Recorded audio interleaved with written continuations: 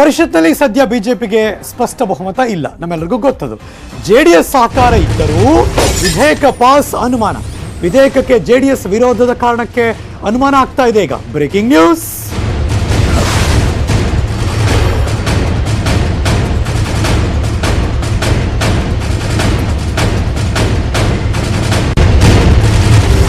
ವಿಧಾನಸಭೆ ಓಕೆ, ವಿಧಾನ ಪರಿಷತ್ನಲ್ಲಿ ಬಿಜೆಪಿಗೆ ಫುಲ್ ಬಹುಮತ ಇಲ್ಲ, ಜೆಡಿಎಸ್ ಸಪೋರ್ಟ್ ಬೇಕೇ ಬೇಕು. ಆ ವಿರೋಧದ ಕಾರಣಕ್ಕೆ ಅನುಮಾನ. ಜೆಡಿಎಸ್ ವಿರೋಧಿಸಿದ್ರೆ ಮುಂದಿನ ಅಧಿವೇಶನಕ್ಕೆ ವಿಧೇಯಕ ಪಾಸ್ ಆಗುತ್ತಾ? ಜನವರಿ ಅಧಿವೇಶನದಲ್ಲಿ ಅಂಗೀಕಾರಕ್ಕೆ ಪ್ಲಾನ್ ಮಾಡ್ತಾರಾ? ಜನವರಿ ಅಧಿವೇಶನದಲ್ಲಿ ಬಿಜೆಪಿಗೆ ಇರುತ್ತೆ ಬಹುಮತ, ಆಗದಕ್ಕೆ ಪಾಸ್ ಆಗಿ ಮತ್ತೆ ವಾಪಸ್ ಬರುತ್ತಾ? ಹೊಸದಾಗಿ ಆಯ್ಕೆಯಾಗಿರೋ ಸದಸ್ಯರಿಂದ ಬಿಜೆಪಿಗೆ ಬಹುಮತ ಸಿಕ್ಕು ಪಕ್ಷೇತರ ಸದಸ್ಯನ ಬೆಂಬಲದೊಂದಿಗೆ ಬಹುಮತ ಹೆಚ್ಚಿಸ್ಕೊಳ್ಳೋದಕ್ಕೆ ಪ್ಲಾನ್ ಮಾಡಲಾಗುತ್ತಾ? ಬಹುಮತ ಇದ್ದಾಗ ವಿಧೇಯಕ ಅಂಗೀಕಾರಕ್ಕೆ ಈಸಿ ಆಗೋಗುತ್ತೆ. ಅದನ್ನು ಹೊರತುಪಡಿಸಿ ಆಗದೇ ಇಲ್ಲ ಅಂತ ಇಲ್ಲ, ಆಗಬಹುದಾದ ಚಾನ್ಸಸ್ಗಳು ಈಗಲೂ ಇದೆ. ಒಂದಷ್ಟು ಜನ ಅಬ್ಸೆಂಟ್ ಆಗುವುದು. ಈಗಾಗಲೇ ಆರ್ ಅಶೋಕ್ ಅವ್ರು ಮಾತಾಡ್ತಿದ್ರಲ್ಲ ಮೊನ್ನೆ, ಏನೇ ಆದರೂ ನಮ್ದೊಂದು ಸ್ಟ್ರಾಟಜಿ ಇರುತ್ತೆ, ಪರಿಷತ್ತಲ್ಲಿ ಪಾಸ್ ಮಾಡ್ತೀವಿ ನಾವು ಅಂತ ಹೇಳ್ತಿದ್ರು. ಸೊ ಹಾಗಾಗಿ ಇನ್ನು ಬೇರೆ ಬೇರೆ ತಂತ್ರಗಾರಿಕೆ ಮಾಡೋಕ್ಕೆ ಚಾನ್ಸಸ್ ಇದೆ. ಎಲ್ಲದರ ಬಗ್ಗೆ ಮತ್ತಷ್ಟು ಮಾಹಿತಿ ಕೊಡೋದಕ್ಕೆ ಲೆಟ್ಸ್ ಗೋ ಲೈವ್. ನನ್ನ ಸಹೋದ್ಯೋಗಿ ಪೊಲಿಟಿಕಲ್ ಬ್ಯೂರೋ ಇಂದ ಕೃಷ್ಣ ಲೈವ್ ಜಾಯಿನ್ ಆಗ್ತಿದ್ದಾರೆ. Good morning Krishna.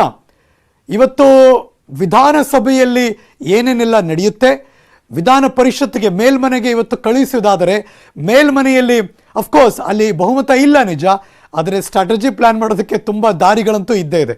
ಏನೇನಾಗುತ್ತೆ ಇವತ್ತು ಕಲಾಪದ 9ನೇ ದಿವಸದಲ್ಲಿ? ಖಂಡಿತವಾಗ್ಲೂ ಹರೀಶ್, ಪ್ರಮುಖವಾಗಿ ಇವತ್ತಿನ ಸದನದಲ್ಲಿ ಮತಾಂತರ ಮಹಾಸಮರ ಬೆಳಗ್ಗೆ 10 ಗಂಟೆಯಿಂದನೇ ನಡೆಯಲಿದೆ. ಪ್ರಮುಖವಾಗಿ ಈಗಾಗಲೇ ಸ್ಪೀಕರ್ ಕಾಗೇರೂರು ಕೂಡ ಇವತ್ತು ಏನು ಮತಾಂತರ ನಿಷೇಧ ಕಾಯ್ದೆ ವಿಚಾರವಾಗಿ ಬೆಳಗ್ಗೆ 10 ಗಂಟೆಗೆ ಚರ್ಚೆಗೆ ಅವಕಾಶವನ್ನು ಮಾಡಿಕೊಟ್ಟಿರುವಂತದ್ದು. ಈ ಒಂದು ಕಾಯ್ದೆ ವಿಚಾರವಾಗಿ ಕಾಂಗ್ರೆಸ್ ಆಗಿರ್ಬೋದು, ಜೆಡಿಎಸ್ ಆಗಿರ್ಬೋದು, ಬಿಜೆಪಿ ಆಗಿರ್ಬೋದು ಎಲ್ಲಾ ರೀತಿಯಾದಂತಹ ಸ್ಟ್ರಾಟಜಿ ಮತ್ತೆ ಚರ್ಚೆಗೆ ಸಿದ್ಧತೆಯನ್ನ ಮಾಡ್ಕೊಂಡಿರುವಂತದ್ದು. ಈಗಾಗಲೇ ಕಾಂಗ್ರೆಸ್ ಸಾಕಷ್ಟು ವಿರೋಧವನ್ನ ಮಾಡಿದೆ. ವಿಧಾನಸಭೆಯಲ್ಲೂ ಕೂಡ ಯಾವುದೇ ಕಾರಣಕ್ಕೂ ಕೂಡ ಈ ಒಂದು ಕಾಯ್ದೆಯನ್ನ ಜಾರಿ ಮಾಡಬಾರದು ಅನ್ನೋ ಒಂದು ಹಠಕ್ಕೆ ಕಾಂಗ್ರೆಸ್ ಬಿದ್ದಿದೆ. ಆದ್ರೆ ಎಲ್ಲೋ ಒಂದ್ ಕಡೆ ಕಾಂಗ್ರೆಸ್ ಜೆಡಿಎಸ್ ಅವರಿಗೆ ಅಲ್ಲಿ ಬಹುಮತ ಇಲ್ಲ, ಹೀಗಾಗಿ ಬಿಜೆಪಿಗೆ ಸ್ಪಷ್ಟವಾದಂತಹ ಬಹುಮತ ಇದೆ ವಿಧಾನಸಭೆಯಲ್ಲಿ. ಹೀಗಾಗಿ ವಿಧಾನಸಭೆಯಲ್ಲಿ ಇವತ್ತು ಚರ್ಚೆ ಆದ್ರೂ ಕೂಡ ಅಂತಿಮವಾಗಿ ವಿಧಾನಸಭೆಯಿಂದ ಈ ಒಂದು ಕಾಯ್ದೆ ಅಂಗೀಕಾರವಾಗಿ ಸಂಜೆ ಏನೋ ಮೇಲ್ಮನೆಗೆ ಹೋಗುತ್ತೆ, ಅಂದ್ರೆ ಪರಿಷತ್ಗೆ ಹೋಗುತ್ತೆ. ನಾಳೆ ಪರಿಷತ್ನಲ್ಲಿ ಈ ಒಂದು ವಿಧೇಯಕ ಮಂಡನೆ ಮಾಡಿದಂತಹ ಸಂದರ್ಭದಲ್ಲಿ ಸಹಜವಾಗಿಯೇ ಅಲ್ಲಿರ್ತಕ್ಕಂಥ ಕಾಂಗ್ರೆಸ್ ಆಗಿರ್ಬೋದು, ಜೆಡಿಎಸ್ ಆಗಿರ್ಬೋದು ಇಬ್ರು ಕೂಡ ವಿರೋಧವನ್ನ ಮಾಡೋದಕ್ಕೆ ಈಗಾಗಲೇ ರೀತಿಯಾದಂತಹ ಸಿದ್ಧತೆಯನ್ನ ಮಾಡ್ಕೊಂಡಿರುವಂತದ್ದು. ಜೊತೆಗೆ ಮೇಲ್ಮನೆಯಲ್ಲೂ ಕೂಡ ಒಂದಷ್ಟು ಸ್ಟ್ರಾಟಜಿಯನ್ನ, ಅಂದ್ರೆ ಏನಾದ್ರೂ ಜೆಡಿಎಸ್ ಯಾವ ರೀತಿಯಾದಂತಹ ಸ್ಟ್ಯಾಂಡ್ ಅನ್ನ ತೆಗೆದುಕೊಳ್ಳುತ್ತೆ ಅನ್ನೊಂದು ಕಾದು ನೋಡುವ ತಂತ್ರಕ್ಕೆ ಬಿಜೆಪಿ ನಾಯಕರು ಮುಂದಾಗಿರುವಂತದ್ದು. ಈಗಾಗಲೇ ಬಹಿರಂಗವಾಗಿನೇ ಮಾಜಿ ಮುಖ್ಯಮಂತ್ರಿ ಎಚ್ ಡಿ ಕುಮಾರಸ್ವಾಮಿ ಅವರು ಯಾವುದೇ ಕಾರಣಕ್ಕೂ ಕೂಡ ಈ ಒಂದು ಕಾಯ್ದೆಗೆ ನಮ್ಮ ವಿರೋಧವಿದೆ ಅನ್ನೋ ಮಾತನ್ನ ಸ್ಪಷ್ಟವಾಗಿ ಹೇಳಿದ್ದಾರೆ. ಮತ್ತೆ ಆ ಒಂದು ಪರಿಷತ್ನಲ್ಲೂ ಕೂಡ ಯಾವುದೇ ಕಾರಣಕ್ಕೂ ಕೂಡ ಅದಕ್ಕೆ ಬೆಂಬಲವನ್ನ ಕೊಡೋದಿಲ್ಲ ಅನ್ನೋ ಮಾತನ್ನ ಜೆಡಿಎಸ್ ನಾಯಕರು ಹೇಳಿದ್ದಾರೆ. ಹೀಗಾಗಿ ನಾಳಿನ ಮೇಲ್ಮನೆಯಲ್ಲಿ ಜೆಡಿಎಸ್ ನವರ ಸ್ಟ್ಯಾಂಡ್ ಕೂಡ ಸಾಕಷ್ಟು ಕುತೂಹಲ ಮೂಡಿಸಿದೆ. ಯಾಕಂದ್ರೆ ಅಲ್ಲಿ ಚರ್ಚೆ ಮಾಡಿದಂತ ಸಂದರ್ಭದಲ್ಲಿ ಎಷ್ಟು ಜನ ಸದಸ್ಯರು ಇರ್ತಾರೆ, ಆ ಒಂದು ಸದಸ್ಯರ ಮೇರೆಗೆ ಆ ಒಂದು ಬಿಲ್ ಪಾಸ್ ಆಗುತ್ತೆ. ಆದ್ರೆ ಪ್ರಮುಖವಾಗಿ ಜೆಡಿಎಸ್ ನ ಸದಸ್ಯರು ಅಲ್ಲಿ ಬಾಯ್ಕಟ್ ಮಾಡಿ ಹೊರಗಡೆ ಬರ್ತಾರ. ಬಾಯ್ಕಟ್ ಮಾಡಿ ಹೊರಗಡೆ ಬಂದ್ರೆ ಸಹಜವಾಗಿ ಬಿಜೆಪಿ ಜಾಸ್ತಿ ಜನ ಸದಸ್ಯರು ಇದ್ದಂತ ಸಂದರ್ಭದಲ್ಲಿ ಬಿಲ್ ಸಹಜವಾಗಿಯೇ ಅದು ಪಾಸ್ ಆಗುತ್ತೆ.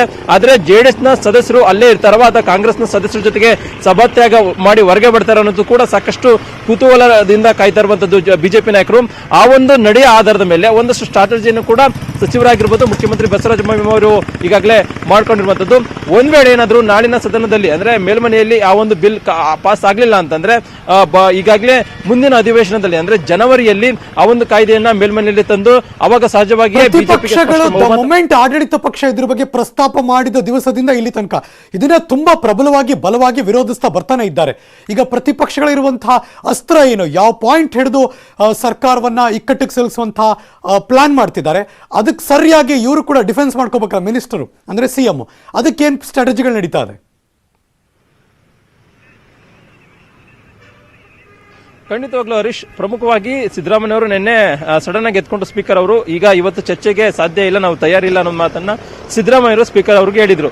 ಇವತ್ತು ಸಂಪೂರ್ಣವಾಗಿ ಚರ್ಚೆಗೆ ಅವಕಾಶ ಮಾಡಿಕೊಟ್ಟಿರುವಂತಹ ಕಾರಣಕ್ಕೋಸ್ಕರವಾಗಿ ಸಿದ್ದರಾಮಯ್ಯ ಆಗಿರ್ಬೋದು ಮತ್ತೆ ಆಡಳಿತ ಪಕ್ಷದ ಸದಸ್ಯರಾಗಿರ್ಬೋದು, ಜೆಡಿಎಸ್ ನಾಯಕರು ಆಗಿರ್ಬೋದು ಎಲ್ಲರೂ ಕೂಡ ಸಂಪೂರ್ಣವಾದ ಸಿದ್ಧತೆಯನ್ನ ಮಾಡ್ಕೊಂಡಿದ್ದಾರೆ. ಅಂದ್ರೆ ಪ್ರಮುಖವಾಗಿ ಒಂದಷ್ಟು ಕಾಯ್ದೆಯಲ್ಲಿ ಇರತಕ್ಕಂಥ ಅಂಶಗಳೇನಿದೆ, ಅಂದ್ರೆ ಯಾವುದೇ ಸಮುದಾಯ ಆದ್ರೂ ಕೂಡ ಯಾವುದೇ ಮದುವೆ ಆದಂತಹ ಸಂದರ್ಭದಲ್ಲಿ ಅದನ್ನ ಅಸಿಂಧುಗೊಳಿಸಬೇಕು, ಬಲವಂತವಾಗಿ ಮಾಡಿದ್ರೆ ಅಸಿಂಧುಗೊಳಿಸಬೇಕು, ಈ ರೀತಿಯಾದಂತಹ ಅಂಶಗಳನ್ನ ಇಟ್ಕೊಂಡು ಇದು ಪ್ರಬಲವಾಗಿ ವಿರೋಧವನ್ನ ಮಾಡೋದ್ರ ಮೂಲಕವಾಗಿ ಅದಕ್ಕೆ ಸಂಬಂಧಪಟ್ಟಂತೆ ಸಂವಿಧಾನದಲ್ಲಿ ಏನಿದೆ ಮತ್ತೆ ಹೊರಗಡೆ ಈಗಾಗಲೇ ರಾಜ್ಯಾದಿ ವ್ಯಾಪ್ತಿ ಏನು ಸಾಕಷ್ಟು ದೊಡ್ಡ ಮಟ್ಟದಲ್ಲಿ ಹೋರಾಟ ಆಗ್ತಾ ಇದೆ ಮತ್ತೆ ಕಾನೂನು ಸಮರಕ್ಕೂ ಕೂಡ ಈಗಾಗಲೇ ಕ್ರೈಸ್ತ ಸಮುದಾಯ ಮುಂದಾಗಿರುವಂತದ್ದು. ಹೀಗಾಗಿ ಎಲ್ಲಾ ವಿಚಾರಗಳನ್ನ ಇಟ್ಕೊಂಡು ಯಾವುದೇ ಕಾರಣಕ್ಕೂ ಕೂಡ ಇದು ಸಾಕಷ್ಟು ವಿರೋಧವಿದೆ. ಹೀಗಾಗಿ ಈ ಒಂದು ಕಾಯ್ದೆಯನ್ನ ಕೈ ಬಿಡಬೇಕು ಅನ್ನೋ ಒಂದು ಆಗ್ರಹಕ್ಕೂ ಕೂಡ ಕಾಂಗ್ರೆಸ್ ನಾಯಕರು ಈ ಒಂದು ಅಂಶಗಳನ್ನ ಇಟ್ಕೊಂಡು ಆಡಳಿತ ಪಕ್ಷದ ಸದಸ್ಯರ ಮೇಲೆ ದಾಳಿ ಮಾಡೋದಕ್ಕೆ ಮುಂದಾಗಿರುವಂತದ್ದು. ಅದಕ್ಕೆ ತಕ್ಕಂತೆ ಆಡಳಿತ ಪಕ್ಷದ ಸದಸ್ಯರು ಸಚಿವರು ಎಲ್ಲರೂ ಕೂಡ ಅದಕ್ಕೆ ಸ್ಪಷ್ಟ ಏನು ತಕ್ಕ ತಿರುಗೇಟ್ ಕೊಡೋದಕ್ಕೂ ಕೂಡ ಈಗಾಗಲೇ ಸಿದ್ಧತೆಯನ್ನ ಮಾಡ್ಕೊಂಡಿರುವಂತದ್ದು. ಅಂದ್ರೆ ಪ್ರಮುಖವಾಗಿ ಸಂವಿಧಾನದ ಪ್ರಕಾರವಾಗೇನೆ ಈ ಒಂದು ಕಾಯ್ದೆಯನ್ನ ಮಾಡ್ತಾ ಇದೆ ಅನ್ನೋ ಮೂಲಕವಾಗಿ